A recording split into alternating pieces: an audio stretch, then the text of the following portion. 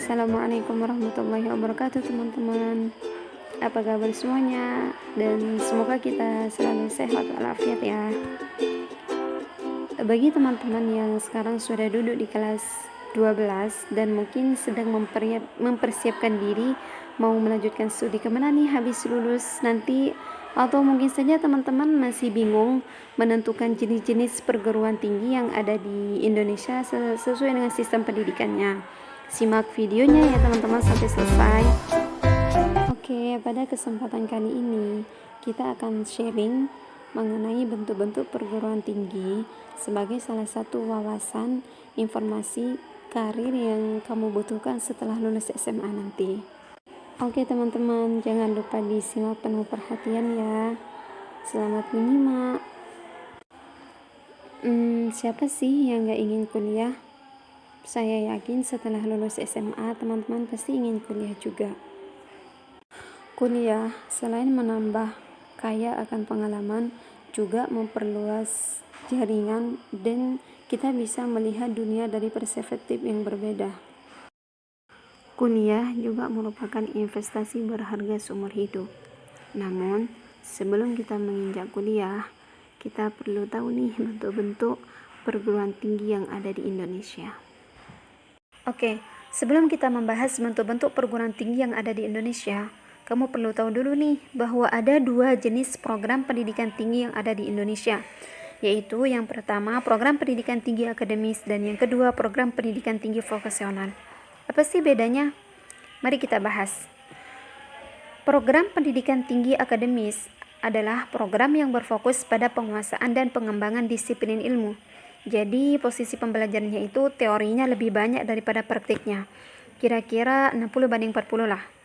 Nah, di pendidikan akademis ini terbagi menjadi 3 program. Yang pertama program S1 dengan gelar sarjana, yang kedua program S2 dengan gelar magister, dan yang ketiga program S3 dengan gelar doktor. Kemudian untuk program pendidikan tinggi vokasional bertolak belakang dengan program pendidikan akademis. Di pendidikan vokasional, kamu lebih banyak mempelajari praktiknya dibandingkan teori. Kira-kira perbandingannya 60/40. Nah, di pendidikan vokasional ini terbagi lagi menjadi 4 program. Yang pertama, program D1 dengan gelar ahli pratama, program D2 dengan gelar ahli muda, program D3 dengan gelar ahli madya, dan program D4 dengan gelar sarjana terapan. Kalau tadi kita udah bahas program pendidikannya, sekarang kita akan membahas jenis perguruan tingginya. Jenis perguruan tinggi yang pertama yaitu universitas. Universitas adalah lembaga pendidikan tinggi dengan beberapa rumpun keilmuan yang diampu oleh fakultas-fakultas. Di universitas itu mereka menyelenggarakan program pendidikan tinggi akademis dan juga program pendidikan tinggi vokasional. Contohnya seperti di UI, ada rumpun sosial humaniora, terdiri dari teman-teman yang jurusan FISIP, FIB, dan lain sebagainya. Lalu ada juga rumpun sains dan teknologi, terdiri dari fakultas teknik dan fasilkom. Dan ada rumpun ilmu kesehatan, tentu aja terdiri dari dokter gigi, dokter kesehatan masyarakat, dan lain sebagainya. UI juga mempunyai program vokasi yang terpisah dari fakultas-fakultas lainnya. Kemudian jenis perguruan tinggi yang kedua yaitu institut. Institut adalah lembaga pendidikan tinggi dengan satu rumpun keilmuan yang diampu oleh fakultas dan jurusan atau prodi.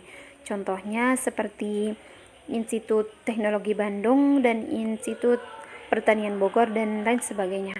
Jenis perguruan tinggi yang ketiga yaitu sekolah tinggi. Sekolah tinggi adalah lembaga pendidikan tinggi dengan satu cabang keilmuan dan mempunyai satu atau beberapa jurusan atau prodi. Contohnya STAIN, STIKES, dan lain sebagainya. Jenis pendidikan tinggi yang keempat yaitu akademi.